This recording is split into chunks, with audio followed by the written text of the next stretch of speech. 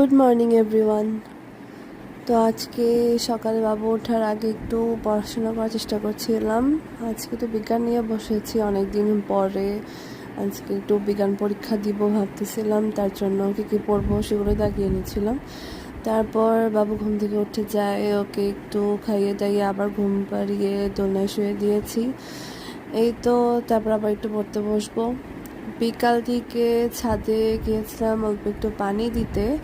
অনেকগুলো গাছ আছে, আসলে পানি দেওয়া হয় না, আর ছাদে উঠলে ভালোই লাগে।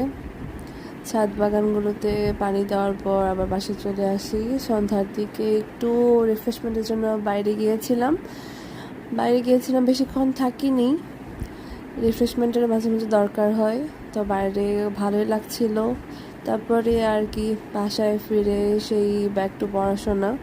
তো আজকে বাসায় সন্ধ্যায় মূলত আমার পড়াশোনাটা শুরুই হয় সংবিধান দিয়ে। সংবিধানে আমার একটা অনেক বড় ভীতি আছে, সংবিধান কোনোভাবেই আমি ভালোভাবে আনসার করতে পারি না। একটা দুইটা খুব যে সবসময় আসে এমন অনুচ্ছেদ ছাড়া আমার খুবই উল্টাপাল্টা হয়ে যায়। তো আজকে আমি ডিসাইড করেছিলাম যে যেভাবেই হোক আমি সংবিধানটা কমপ্লিট করব।